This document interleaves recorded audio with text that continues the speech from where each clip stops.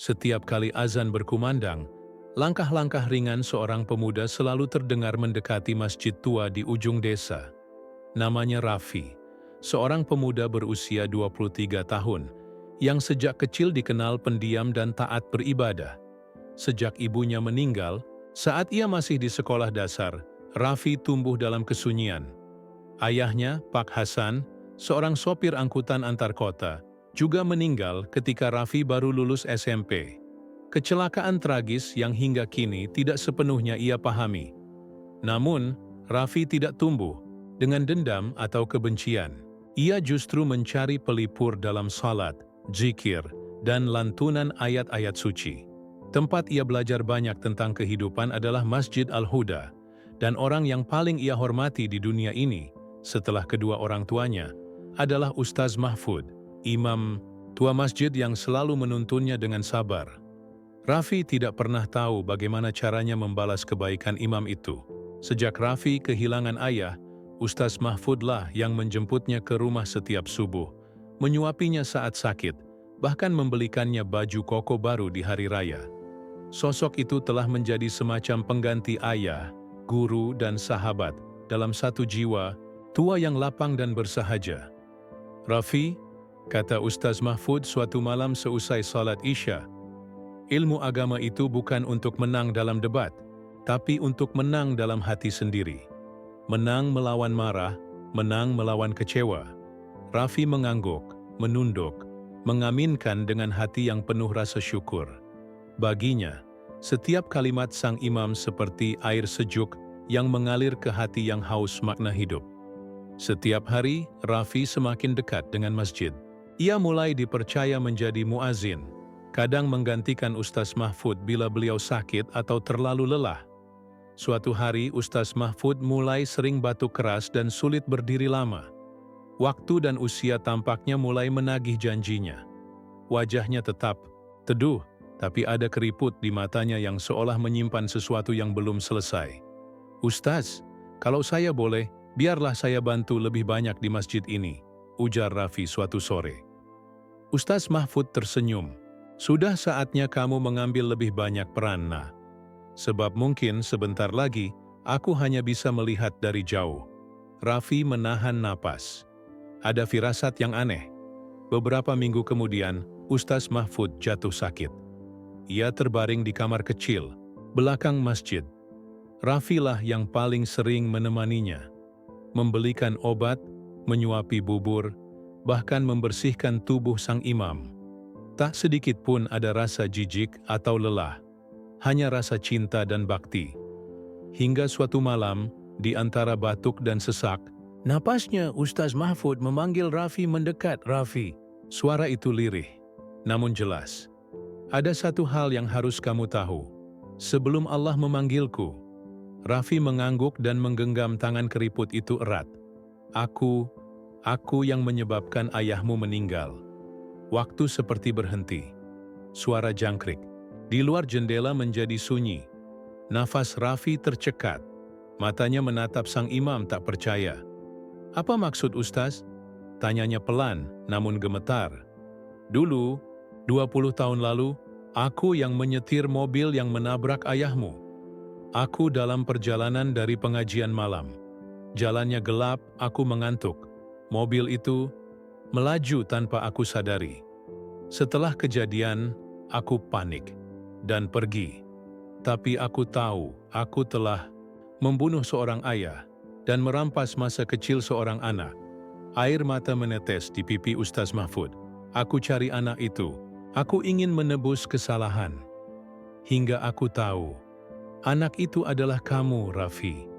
Maka aku mendekat, bukan untuk menebus dosa, tapi untuk berkhidmat, untuk mendoakan ayahmu, untuk menjagamu semampu hidupku."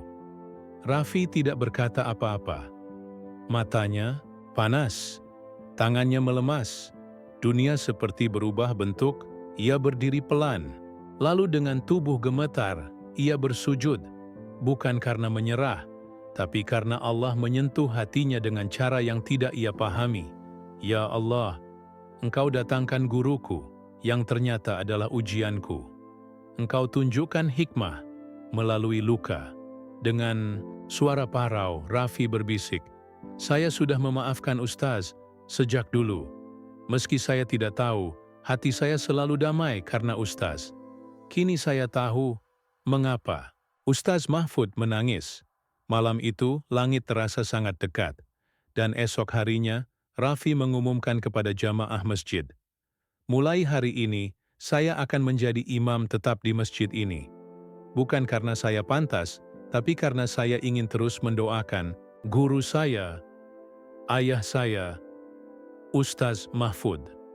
Bab ini adalah permulaan dari perjalanan Raffi, tentang ikhlas, tentang luka yang menjadi cahaya, dan tentang bagaimana Tuhan mengatur segala hal dengan cara yang tidak bisa dipahami manusia, tapi bisa diterima oleh hati yang berserah. Setelah kepergian Ustaz Mahfud, suasana Masjid Al-Huda berubah. Bukan karena jamaahnya berkurang, tapi karena ada kehampaan yang sulit dijelaskan. Kursi tua di dekat mimbar, tempat Ustaz Mahfud biasa duduk kini kosong. Bantal kecil yang dulu selalu diletakkan untuk menopang punggungnya kini terlipat rapi di pojok ruangan. Semua itu menjadi pengingat bahwa waktu tak bisa disangkal dan bahwa setiap jiwa pasti akan kembali. Namun, Raffi tak membiarkan kehilangan itu membunuh semangatnya. Ia justru menjadikannya sebagai pelita. Setiap kali azan berkumandang, suaranya menggema dengan penuh keyakinan. Ia tidak hanya menjadi imam, tapi juga menjadi penggerak. Anak-anak kecil yang dulu takut ke masjid karena dianggap berisik, kini diajak Raffi duduk di saf depan. Remaja-remaja yang dulunya sibuk main gawai saat ceramah, kini mulai ikut mengaji ba'da maghrib. Masjid yang dulu sunyi, kini perlahan hidup. Namun di balik senyuman dan semangatnya, Raffi menyimpan beban yang tak ringan. Setiap malam, selepas salat Isya, ia duduk sendiri di pojok masjid, tempat Ustaz Mahfud biasa duduk mengajarkan tafsir Al-Quran. Di sana, ia berbicara dalam hati, seolah sang guru masih ada di sampingnya. "Ustaz, apakah saya benar-benar mampu menggantikan Ustaz?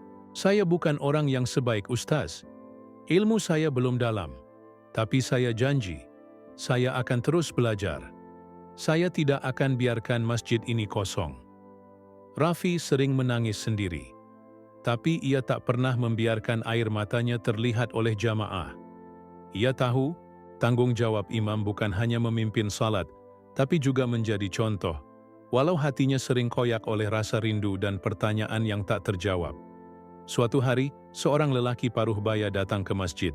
Ia berwajah keras, dengan bekas luka di pelipis.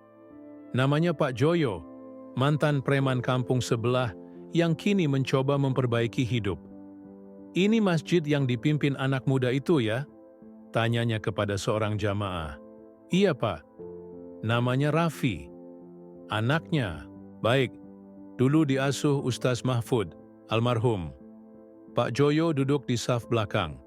Wajahnya penuh rasa ingin tahu. Setelah salat zuhur, ia menghampiri Raffi yang sedang membaca Al-Quran di serambi. "Kamu Raffi, ya?" Raffi mengangguk dan tersenyum sopan. "Iya Pak, ada yang bisa saya bantu?" Pak Joyo menghela napas panjang.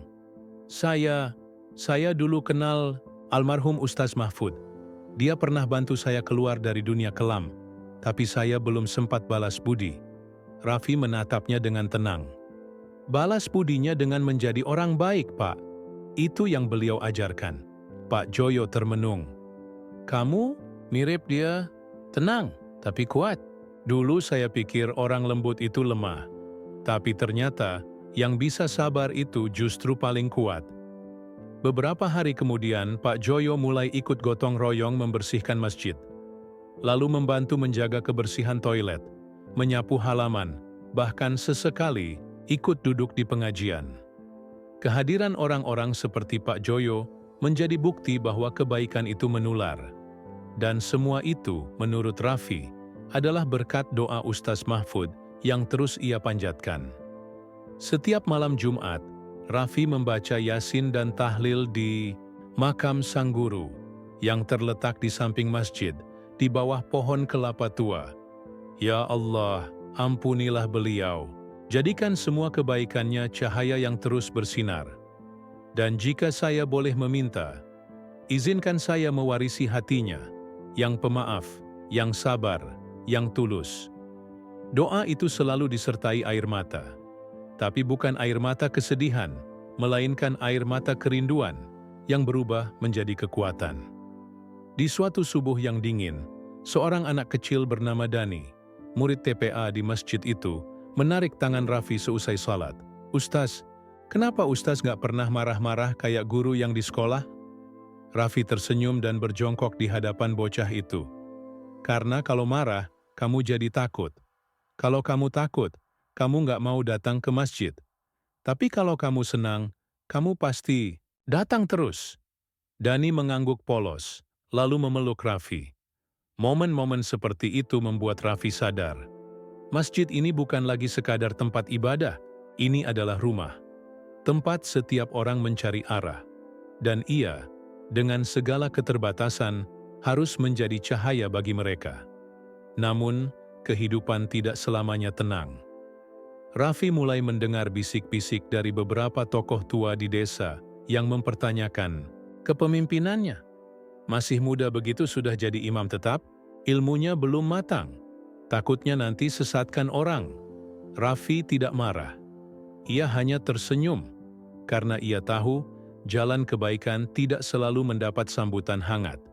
Tapi ia ingat lagi nasihat Ustaz Mahfud. Jangan pernah berhenti berbuat baik hanya karena omongan orang. Sebab di hadapan Allah yang dinilai bukan omongan orang, tapi ketulusanmu. Dan itu yang terus ia pegang. Di akhir bab ini, Raffi berdiri di hadapan jamaah setelah sholat Jumat, lalu berkata dengan suara lantang, tapi lembut, "Saya bukan siapa-siapa, saya bukan pengganti Ustaz Mahfud, tapi saya ingin meneruskan semangat beliau. Masjid ini bukan milik saya, tapi milik kita semua. Mari kita jaga bersama, mari kita besarkan dengan cinta, dan mari kita wariskan kepada anak-anak kita, bukan dengan kemarahan, tapi dengan kasih sayang." Jamaah terdiam, dan di antara kerumunan itu, tampak seorang ibu tua meneteskan air mata sambil berbisik, "Andai semua imam seperti anak ini, masjid akan selalu hidup." Waktu berjalan seperti angin musim kemarau, kadang panas, kadang hening, tapi terus melaju tanpa bisa dihentikan. Sejak Raffi menjadi imam tetap di Masjid Al-Huda, kehidupannya makin padat. Ia bukan hanya memimpin salat, tapi juga diminta memberi ceramah, membina remaja masjid, bahkan dimintai nasihat oleh orang-orang tua yang dulu sempat meragukannya.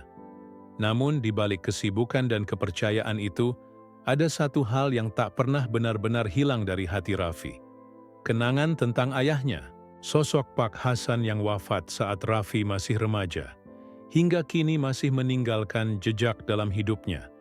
Apalagi setelah ia tahu bahwa Ustaz Mahfud adalah penyebab tak langsung kematian ayahnya. Meski Raffi sudah memaafkan, luka itu tidak serta-merta hilang. Malam-malam tertentu saat masjid telah sepi dan bintang bersinar terang, Raffi sering duduk di mihrab, melamun sambil memandangi langit-langit masjid.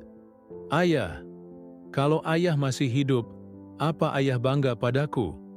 Apa ayah percaya aku bisa menjadi seperti ini?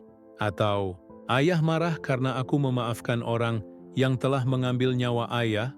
Pertanyaan-pertanyaan itu menggema dalam hati Raffi, namun tak pernah mendapat jawaban pasti. Yang bisa ia lakukan hanyalah berdoa, berharap kelak di akhirat semuanya akan menjadi terang. Suatu hari Raffi menerima undangan dari seorang jamaah yang tinggal di luar desa. Namanya Pak Taufik, seorang pengusaha yang dulu juga dibimbing oleh almarhum Ustaz Mahfud. Pak Taufik meminta Raffi datang ke rumahnya untuk memimpin tahlilan mengenang kematian anaknya yang baru saja meninggal karena sakit. Raffi datang bersama beberapa jamaah. Rumah Pak Taufik besar dan penuh orang, tapi yang membuat Raffi tertegun adalah sebuah bingkai foto besar yang terpajang di ruang tamu. Wajah itu, wajah ayahnya. Bingkai itu menampilkan foto bersama beberapa sopir angkutan lama, dan Raffi yakin betul salah satunya adalah Pak Hasan, ayahnya sendiri. Raffi mendekat, matanya menyipit memperhatikan. Di pojok bawah foto itu tertulis tahun 2007, Pak Taufik yang melihatnya segera menghampiri. Itu teman-teman lama saya dulu, waktu saya punya armada angkutan. Kenapa nak Raffi? Kau kenal? Dengan suara bergetar, Raffi menjawab, yang ini ayah saya Pak. Pak Hasan. Pak Taufik kaget. Subhanallah, jadi kamu anaknya Hasan? Ya Allah, sudah besar kamu rupanya. Dulu saya sering ikut ngopi sama beliau di terminal. Pak Taufik mengajak Raffi duduk dan menceritakan banyak hal yang belum pernah Raffi dengar. Tentang bagaimana ayahnya dikenal jujur, tidak pernah terlambat, menyetor uang, suka menolong sopir lain yang kesusahan. Dan lebih dari itu, Pak Taufik mengaku pernah melihat kecelakaan yang menewaskan Pak Hasan. Raffi langsung menegang. Pak Taufik melanjutkan, kecelakaan itu tidak pernah diberitakan besar-besaran, karena yang terlibat, ya, maaf, adalah ustaz yang cukup disegani. Belakangan saya tahu, itu Ustaz Mahfud. Tapi dia datang ke saya, minta ampun, menangis seperti anak kecil. Saya tahu dia tulus menyesal, tapi dia bilang akan mencari anak korban itu, dan akan merawatnya. Saya nggak tahu, ternyata anak itu adalah kamu. Raffi tercekat, matanya mulai basah. Tapi bukan karena marah, karena kali ini hatinya seperti dipeluk oleh kenyataan yang lembut. Ternyata semua orang sudah dituntun ke jalan masing-masing. Bahkan, takdir pahit yang dulu ia sesali, telah menjadi jembatan menuju keberkahan. Terima kasih Pak, kata Raffi pelan. Selama ini saya hanya tahu ayah meninggal ditabrak. Saya tidak pernah tahu beliau dihormati seperti itu. Terima kasih telah mengenang beliau. Pak Taufik menepuk bahunya. Kamu telah mengangkat nama beliau lebih tinggi dari yang bisa dilakukan.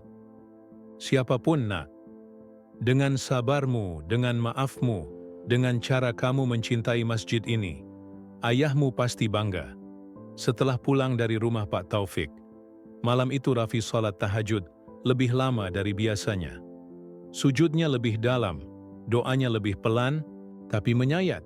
Ya Allah, jika selama ini aku belum benar-benar tulus, maka ampunilah aku. Kini aku tahu bahwa tidak ada musibah yang sia-sia, bahwa setiap kehilangan adalah rencanamu untuk mempertemukan aku dengan orang-orang yang kau pilih. Ia menangis, tapi malam itu, tangisannya membawa kelegaan. Seakan hatinya yang selama ini mengandung duka, kini telah dibilas oleh cahaya. Di pagi harinya Raffi berdiri di depan para santri TPA dan berkata, kalian tahu, menjadi pemaaf bukan berarti lemah, tapi karena Allah itu Maha Pengampun, dan kita hanya hamba. Hamba tidak punya hak untuk membenci selama-lamanya. Kita boleh marah, tapi jangan simpan dendam. Karena dendam membuat hati kotor, dan hati yang kotor tak bisa menyimpan cahaya. Anak-anak mengangguk. Beberapa orang tua yang ikut mendengar bahkan meneteskan air mata. Dan sejak hari itu, setiap kali Raffi memimpin salat, suaranya terdengar lebih dalam. Bukan karena ia berlatih teknik, tapi karena hatinya telah bersih dari beban yang selama ini ia pendam. Hari-hari berlalu dengan kesibukan dan keberkahan. Masjid Al-Huda semakin hidup, bukan hanya dengan suara adzan dan lantunan ayat suci, tapi juga dengan gelak tawa anak-anak, obrolan remaja yang mulai rajin ikut kajian, dan doa-doa jamaah tua yang merasa seperti menemukan rumah kedua. Raffi kini dikenal sebagai imam muda yang bukan hanya disegani, tapi juga dicintai. Namun semakin banyak yang mengenalnya, semakin banyak pula yang datang padanya membawa kisah hidup, kisah patah hati, kehilangan, dan luka masa lalu. Dan anehnya, mereka datang bukan karena Raffi punya jawaban atas semua masalah, tapi karena Raffi mendengarkan dengan hati. Suatu sore selepas asar, seorang wanita tua datang ke masjid. Wajahnya sayu, tubuhnya kurus, dan ia membawa map coklat kusam yang terlihat usang. Wanita itu menunggu Raffi selesai mengajar anak-anak mengaji, lalu memintanya berbicara sebentar di serambi. "Ustaz Raffi, saya Nuriyah. Saya dulu istri dari korban kecelakaan tahun 2007. Suami saya meninggal ditabrak. Mungkin Ustaz tidak tahu, tapi waktu itu banyak yang menutupi kejadian sebenarnya. Saya simpan ini bertahun-tahun." Raffi terdiam. Hatinya langsung bergemuruh, tapi ia tetap tenang. "Saya tahu soal kecelakaan itu, Bu. Dan saya tahu siapa yang terlibat." Bu Nuriyah menatapnya dengan mata yang mulai berair. "Jadi, kamu tahu bahwa Ustaz Mahfud yang menyetir mobil itu?" Raffi mengangguk pelan. "Saya tahu. Dan ayah saya adalah orang yang tertabrak itu." Bu Nuriyah menahan napas. Tangisnya pecah. "Allahu Akbar. Jadi kamu anak Pak Hasan?" Raffi mendekat, menggenggam tangan wanita tua itu. "Iya, Bu. Saya anak Pak Hasan. Tapi saya juga murid Ustaz Mahfud. Saya dibesarkan oleh orang yang menyebabkan ayah saya tiada. Dan saya sudah memaafkannya." Tangisan itu semakin deras. Wanita itu bersimpuh di hadapan Raffi. "Maafkan saya, Nak. Saya menyimpan dendam bertahun-tahun pada Ustaz Mahfud. Tapi sekarang saya malu. Saya dengar kamu malah menjaganya sampai akhir hayat. Aku yang kalah." Raffi ikut berlutut, memeluk Bu Nuriyah dengan erat. "Tidak ada yang kalah, Bu. Semua ini sudah diatur Allah. Kalau bukan karena kejadian itu, mungkin saya tak akan pernah dekat dengan masjid. Mungkin saya bukan siapa-siapa. Allah tahu bahwa dari luka bisa tumbuh cahaya."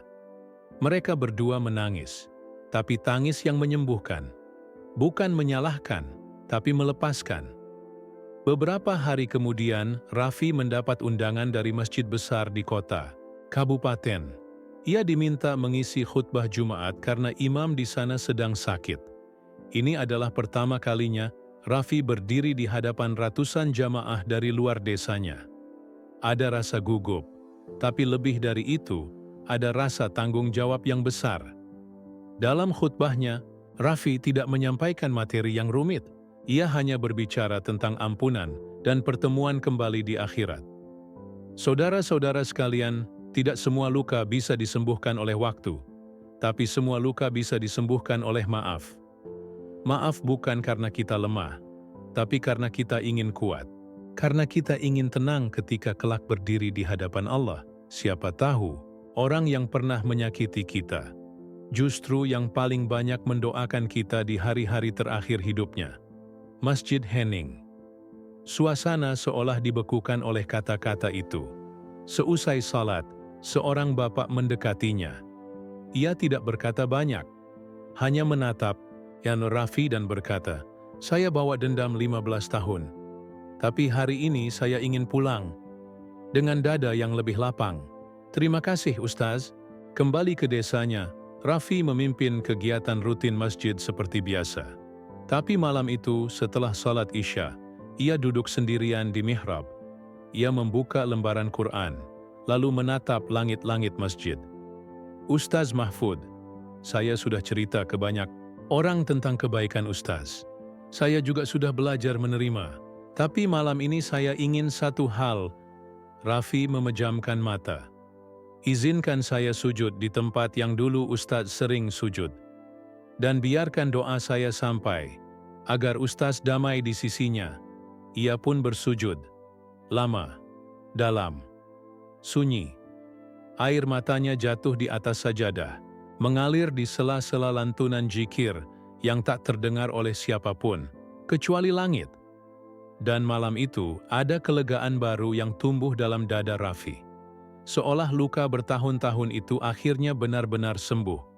Bukan karena ia melupakan masa lalu, tapi karena ia belajar mencintainya, bahkan bagian yang paling menyakitkan. Keesokan paginya, ketika fajar mulai merekah, Masjid Al-Huda kembali dipenuhi suara adzan. Raffi berdiri di depan jamaah dengan suara tenang dan penuh keyakinan. "Ash-shalatu khairum minan naum." Salat lebih baik daripada tidur. Dan dari barisan paling belakang, seorang pemuda berbisik pada temannya, "Lihat itu, imam kita, dia bukan hanya memimpin salat, tapi dia menghidupkan hati kita." Pagi itu, langit tampak cerah. Matahari menyinari halaman Masjid Al-Huda dengan lembut, seolah ikut bersyukur atas kedamaian yang kembali tumbuh di desa kecil itu. Anak-anak mengaji, ibu-ibu sibuk membersihkan karpet masjid, dan para lelaki tua duduk bersandar di serambi, berbicara tentang panen, hujan, dan tentang Rafi, sang imam muda yang menjadi teladan. Namun hari itu berbeda. Ada sesuatu yang datang bersama embusan angin pagi, sebuah pesan tak terduga yang akan membuka lembar baru dalam hidup Rafi. Selesai memimpin salat duha, Rafi mendapati seorang pria paruh baya berdiri di depan masjid, membawa koper dan sebuah map besar di tangan. Wajahnya asing, tapi penuh rasa hormat. "Assalamualaikum, apa benar ini Masjid Al-Huda, dan Anda Ustaz Rafi?" tanyanya sopan. "Waalaikumsalam." "Betul, saya Rafi. Bapak siapa ya?" jawab Rafi sambil tersenyum. "Saya Damar, keponakan dari almarhum Ustaz Mahfud." Rafi langsung tertegun. Sudah lama ia tak mendengar nama itu disebut. Sejak sang guru wafat beberapa bulan lalu, Rafi jarang mengungkitnya. Bukan karena melupakan, tapi karena ingin menjaga kenangan tetap tenang. "Ada yang bisa saya bantu, Pak Damar?" Pria itu mengangguk pelan. "Sebelum wafat, paman saya meninggalkan sebuah amanat. Katanya, suatu hari nanti akan datang waktunya saya harus menyerahkan ini kepada seseorang bernama Rafi." Ia membuka map besar berwarna hijau tua. Di dalamnya ada beberapa lembar surat, sertifikat tanah, dan secarik kertas bertuliskan tangan. "Untuk Rafi, muridku, anak dari Hasan yang dulu pernah kubunuh dengan kelalaianku, tapi kusayangi sepenuh jiwaku. Kalau kamu membaca ini, berarti aku sudah tiada. Tapi aku ingin kamu tahu bahwa harta satu-satunya yang kupunya di dunia ini adalah tanah kecil di belakang masjid. Aku ingin tanah itu jadi tempat belajar, tempat anak-anak belajar Al-Quran dan kehidupan. Aku tidak sempat membangunnya karena terlalu sibuk berdamai dengan masa laluku. Tapi aku percaya, kamu bisa melanjutkan. Maafkan aku, sekali lagi." Mahfud Rafi membaca surat itu dengan napas tertahan. Tangannya gemetar. Di balik ketegaran dan ketulusannya selama ini, ternyata masih ada satu bagian dari Ustaz Mahfud yang belum pernah ia lihat, warisan cinta dalam bentuk nyata. Pak Damar menutup map dan menyerahkannya pada Rafi. "Semua sudah dihibahkan atas nama Anda. Sertifikat, surat wakaf, bahkan denah lama yang dibuat paman. Kami sudah setuju. Kami tahu siapa Anda dan apa yang Anda lakukan selama ini. Anda pantas meneruskan." Hari-hari berikutnya dipenuhi semangat baru. Rafi mengajak para remaja masjid, tokoh desa, dan jamaah untuk bermusyawarah. Ia sampaikan rencana membangun Rumah Quran Hasan Mahfud, sebuah tempat belajar gratis bagi anak-anak dan pemuda desa. Nama itu dipilih bukan tanpa alasan. Ayah saya, Pak Hasan, dan guru saya, Ustaz Mahfud, adalah dua sosok yang membentuk diri saya.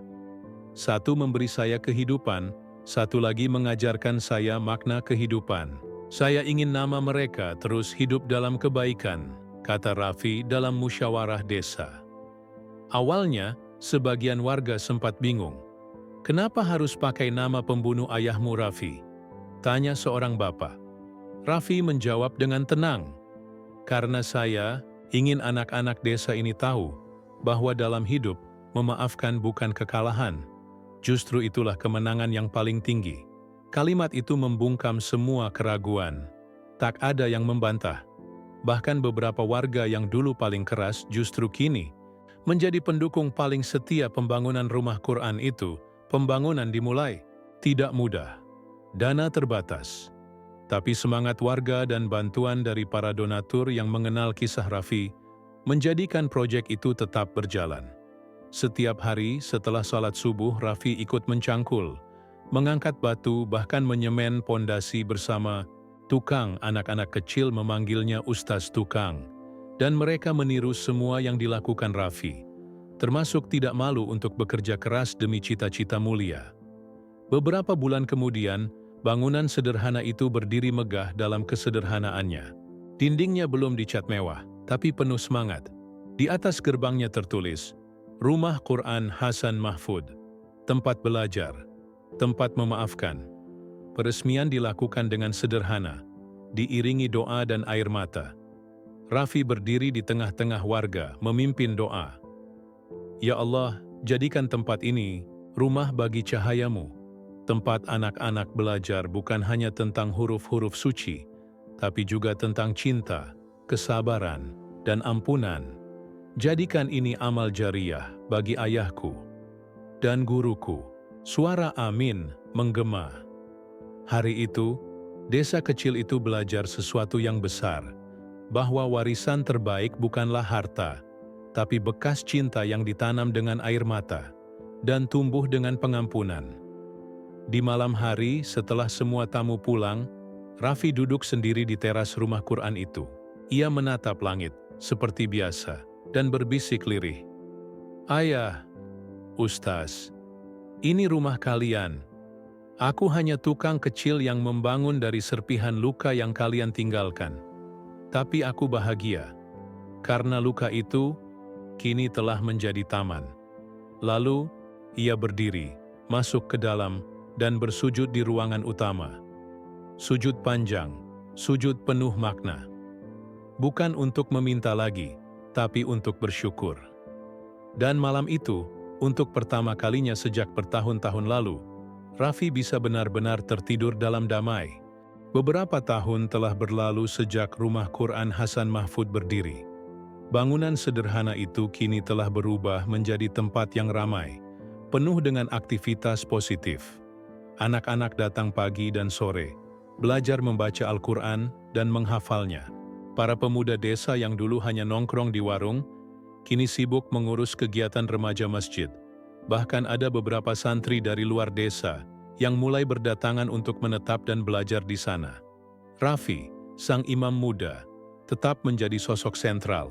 Ia bukan hanya imam masjid dan guru di rumah Quran, tapi juga seperti ayah, kakak, dan sahabat bagi siapapun yang datang dengan niat belajar. Namun di balik semua keberhasilan dan ketenangan itu, ada satu bagian dari hidup Raffi yang belum pernah disentuh, ibunya. Sejak ayahnya meninggal dalam kecelakaan puluhan tahun lalu, Raffi tinggal bersama bibinya. Ibunya yang dulu terpukul berat, memilih pergi ke kota dan tidak pernah kembali. Waktu demi waktu berlalu, dan hubungan itu seperti menguap begitu saja. Raffi tak pernah mendengar kabarnya lagi. Namun, suatu malam, usai salat Isya, sebuah kejadian mengejutkan datang. Raffi sedang duduk di serambi masjid, membaca Al-Quran, ketika seorang wanita tua datang didampingi seorang pemuda. Wajahnya sayu, langkahnya pelan, tapi sorot matanya dalam dan penuh kerinduan. Pemuda itu menghampiri dengan sopan. Assalamualaikum Ustaz Raffi, ini ibu saya. Beliau ingin bertemu Ustaz. Raffi berdiri, sedikit bingung, tapi saat memandang wajah wanita itu lebih lama, jantungnya seperti berhenti berdetak. Wanita itu memegang tangan Raffi dengan gemetar. Suaranya parau. Raffi, nak, ini ibu. Tangis pecah seketika. Dunia terasa seperti berhenti. Raffi langsung memeluk wanita itu erat-erat. Tak peduli siapa yang menonton. Tak peduli air mata yang mengalir begitu deras. Ia seperti menemukan kembali potongan hatinya yang hilang sejak kecil. Ibu, kemana saja Bu? Raffi bertanya di antara isya.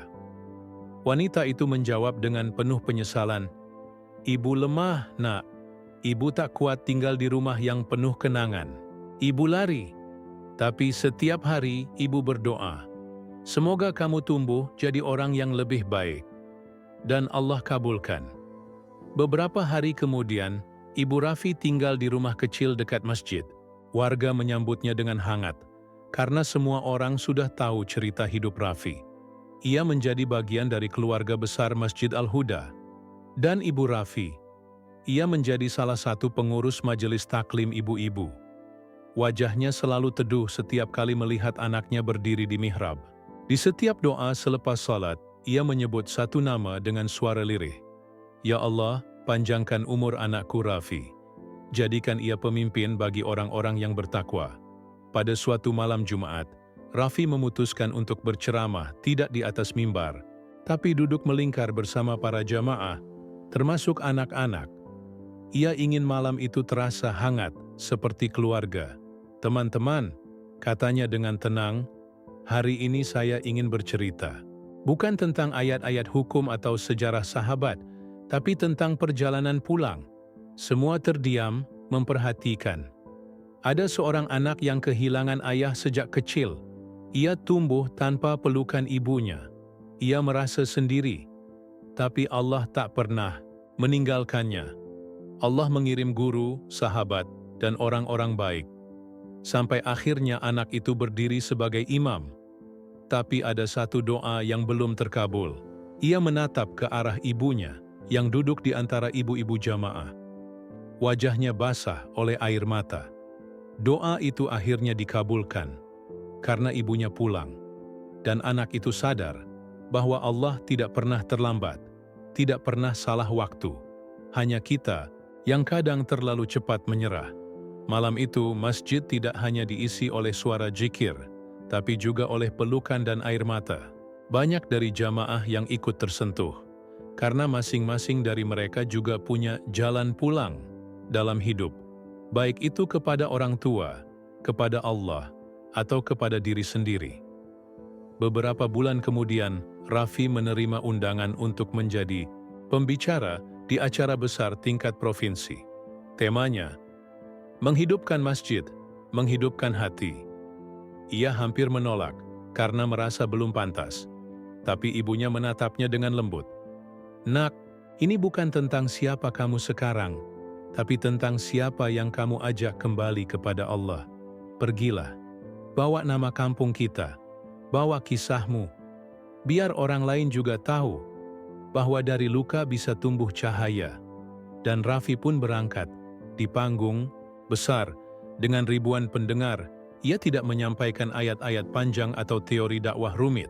Ia hanya bercerita tentang masjid, tentang sang guru yang membunuh ayahnya, tentang memaafkan, tentang membangun rumah Quran, dan tentang ibu yang akhirnya pulang. Ia menutup ceramahnya dengan satu kalimat, jalan pulang itu tidak selalu lurus. Kadang berliku, kadang sakit. Tapi jika hati kita tulus, Allah akan bimbing langkah kita.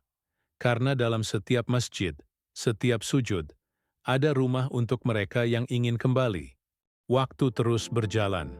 Tahun demi tahun berlalu, Masjid Al-Huda, yang dulu hanya masjid kecil di ujung desa, kini menjadi pusat kegiatan rohani yang disegani. Rumah Quran Hasan Mahfud pun berkembang, bukan hanya sebagai tempat belajar anak-anak, tapi juga sebagai pusat kajian Islam bagi remaja dan orang dewasa. Nama Rafi perlahan dikenal di berbagai daerah. Bukan karena ia ingin terkenal, tapi karena keikhlasannya dalam berdakwah memancar kuat, menyentuh hati siapapun yang mendengar. Tapi di balik semua keberhasilan itu, Rafi tetaplah Rafi yang sederhana, imam yang menyapu halaman masjid setiap pagi, yang menggendong anak-anak saat mengaji, dan yang selalu menunggu jamaah paling terakhir keluar sebelum mengunci pintu masjid. Suatu malam, hujan turun pelan. Masjid Al-Huda sepi setelah sholat Isya. Rafi duduk sendirian di ruang kecil belakang masjid, membuka lembar-lembar mushaf yang mulai lusuh. Ia membaca pelan, menyerap makna, lalu berhenti pada satu ayat. Maka sesungguhnya bersama kesulitan, ada kemudahan. QS Al-Insyirah 6. Ayat itu seperti membawa Rafi kembali ke masa lalu. Masa di mana hidupnya gelap, penuh pertanyaan, penuh luka. Rafi menunduk, meneteskan air mata. Tapi bukan air mata duka. Itu adalah air mata syukur. Karena sekarang ia tahu, semua rasa sakit yang dulu ia alami adalah jembatan menuju kehidupan yang penuh keberkahan. Di tengah sunyinya malam, ibunya datang membawa secangkir teh hangat. "Belum tidur, Nak?" tanya sang ibu sambil duduk di sampingnya. "Belum, Bu. Lagi baca-baca dan mengenang," jawab Raffi lirih. Sang ibu menatap anaknya penuh bangga. Ibu tak pernah menyangka, anak kecil yang dulu suka menangis setiap malam karena rindu ayahnya, sekarang jadi imam bagi banyak hati. Raffi tersenyum. "Semua ini karena doa ibu juga, Bu. Doa ibu yang tak pernah putus, meski ibu jauh waktu itu." Wanita tua itu menunduk, menggenggam tangan anaknya. "Dan sekarang, Nak, ibu punya satu permintaan terakhir." Raffi menoleh, sedikit terkejut. "Apa itu, Bu?" "Kalau suatu hari nanti ibu sudah tiada, tolong jangan bersedih terlalu lama. Lanjutkan perjuangan ini. Jadikan masjid dan rumah Quran ini ladang amal. Dan jangan lupa, doakan ibu setiap sujudmu." Tangis pelan pecah di antara keduanya. Malam itu lebih dari sekadar percakapan antara ibu dan anak. Itu adalah wasiat kehidupan. Pesan terakhir dari seorang ibu yang akhirnya kembali pulang setelah bertahun-tahun terpisah. Beberapa bulan kemudian, seperti yang sudah diduga oleh banyak orang, usia sang ibu tak bisa ditahan lebih lama. Di usianya yang sudah renta, ia meninggal dunia di pangkuan Raffi, dalam keadaan suci, setelah menunaikan salat tahajud. Berita itu membuat seluruh warga desa bersedih. Semua mengenang sosok wanita yang lembut dan sederhana itu sebagai ibu dari imam besar mereka. Prosesi pemakaman berlangsung penuh haru. Raffi sendiri yang turun ke liang lahat, meletakkan tubuh ibunya dengan tangannya yang bergetar. Setelah semua doa selesai, dan tanah mulai menutup pusara, Raffi berdiri di sisi makam, menatap ke arah langit yang biru jernih. Ia lalu berkata dengan suara lantang tapi penuh kelembutan, "Ibu, sekarang engkau benar-benar pulang. Tapi doamu akan terus hidup di dalam langkahku. Aku akan terus berdiri di mihrab ini, seperti janjiku. Dan setiap sujudku akan kutitipkan satu nama, namamu." Hari-hari kembali berjalan. Tapi masjid itu tidak pernah benar-benar sepi, karena di dalamnya ada satu jiwa yang tak pernah lelah menyebarkan cahaya. Setiap malam Jumat, Raffi memimpin salat dengan suara yang semakin dalam, semakin tulus. Dan di setiap doa penutup salat, jamaah selalu mendengar satu nama yang tak pernah absen disebut. "Allahumma gfir laha, warhamha, wa'afiha, wa'fu anha." Ya Allah, ampunilah ibuku. Sayangilah ia sebagaimana ia menyayangiku saat kecil. Dan air mata selalu jatuh dari mata Raffi. Bukan karena kehilangan, tapi karena rasa cinta yang sudah tak lagi terikat dunia. Tahun-tahun berganti. Raffi kini tak muda lagi. Rambutnya mulai memutih, tapi semangatnya tak padam. Setiap pagi, suara langkahnya masih terdengar menuju masjid. Setiap sore, suara lembutnya masih mengajari anak-anak kecil membaca huruf demi huruf dari mushaf. Dan setiap malam, dalam sunyi yang suci, Raffi bersujud panjang di mihrab, di tempat yang dulu ia sujudi di depan pembunuh ayahnya, yang kini menjadi tempat ia doakan semua yang telah meninggalkannya.